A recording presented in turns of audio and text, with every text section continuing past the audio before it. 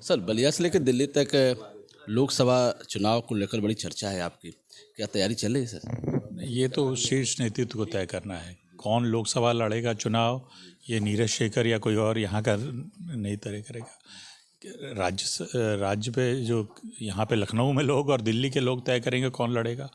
मैं तो हमेशा कहा हूँ मैं लड़ना चाहता हूँ, नेतृत्व तय करेगा किसको लड़ाना है। जिसको तय करेगा, अगर किसी को भी तय करता है, हम पार्टी के लिए हमको लोगों को काम करना है, पार्टी के लिए और अपने नेतृत्व के लिए। जो आएगा उसको हम लोग मदद करेंगे, हमको मिलेगा तो हम चुनाव लड़ेंगे। सर, विकास को लेकर बहुत सारी योजनाएं घोषणा हुई, मेडिकल कॉलेज को लेकर बहुत सारी चीज़ें हुई, तो किस स्तर तक ये आगे बढ़ रहा है सर? मेडिकल कॉलेज प्रस्तावित है। दुर्भाग्य ये है कि हम लोग के बलिया में जगह ठीक से नहीं मिली। अब जगह भी हो गई है, आपको कुछ दिनों में उसके लिए एक सूचना भी मिलेगी। अब आने वाले दिनों में आपको माननीय मुख्यमंत्री जी जब पिछली बार आए थे उन्होंने कहा था कि मैं जल्दी आऊँगा मेडिकल कॉलेज का भी घोषणा करने। तो आप देखेंगे आने वाले कुछ दिनों में आपको ये सामने मेडिकल कॉलेज की स्थिति स्पष्ट हो जाएगी। सर, 2007 से लेकर 2009-14 तक बलिया की जनता ने आपको लोकसभा में भेजा था, तो उस समय में सर, इस समय में कि विकास को लेकर क्या चल रहा है कि कुछ योजनाएं रह गई जो आपके स्तर से तो पूरी नहीं हो पाई? नहीं, प्रयास होना चाहिए हमेशा।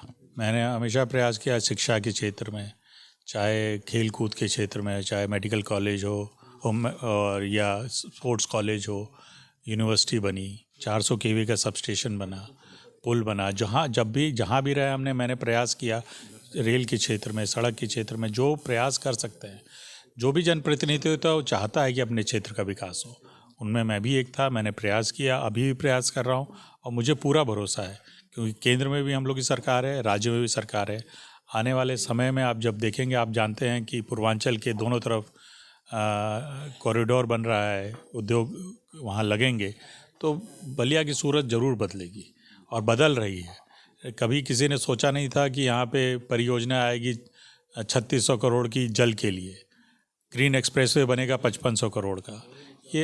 ये दिखाता है कि आने वाले समय में इस सूरत बदलेगी बलिया की, क्योंकि उद्योग तभी लगते हैं जब आपको अच्छी सड़क हो, बिजली हो, पानी हो, और ये सब अब बलिया में उपलब्ध होगा। आने वाले समय में आप देखेंगे कि यहाँ भी उद्योग लगेंगे। सवाल, मुझे याद है कि सर, शिवपुर दियर में जनेश्वर मिश्र सेतु के उस समय प्रस्ताव आपके सामने, आप उसमें बहुत अच्छा पहल किया था, लेकिन आज तक वो जनेश्वर मिश्र सेतु का लोकार्पण नहीं हो सका चूँकि आप सरकार में हैं। क्या पहल होगी?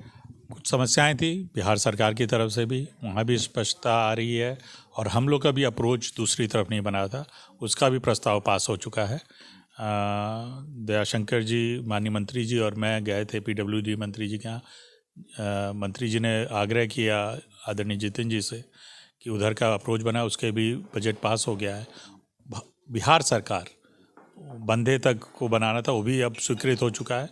आने वाले समय में देखेंगे उसका उद्घाटन होगा और इससे पटना की दूरी कितनी कम होगी आप सब जानते हैं। और कैसे आप जब जानते हैं ट्रांसपोर्ट, जब रास्ते छोटे होते हैं, अच्छे होगा तो उससे किसी क्षेत्र का विकास होता है। काफ़ी सवालों के सर, आगामी लोग नए साल आने वाले हैं, 2024 में क्या होगा, उसको लेकर जनपद वासियों के लिए क्या संदेश होगा, किस तरह का विकास की आईने में बलिया होगा? बलिया का विकास सबके लिए सर्वप्रिय है। सबसे पहले बलिया का विकास होना चाहिए, यहाँ के लोगों को सुविधाएं मिलनी चाहिए, उसी के तरफ हम लोग का, विशेषकर भारतीय जनता पार्टी के नेताओं का कदम है। हम लोग चाहते हैं यहाँ लोगों को स्वच्छ जल मिले, अच्छी शिक्षा मिले, स्वास्थ्य के, अभी मेडिकल कॉलेज की आप बात कर रहे थे, इन सब सड़कें अच्छी हों, तभी उद्योग यहाँ हों जो हमारे नौजवान साथियों को नौकरी मिल सके। यही हम लोग का आगे आने वाले 24 के लिए है कि 24-25 तक आप देखेंगे बलिया की तस्वीर बदलती हुई आपको दिखाई देगी। बहुत बहुत धन्यवाद। आप सुन रहे थे सांसद नीरज शेखर जी को। नमस्कार।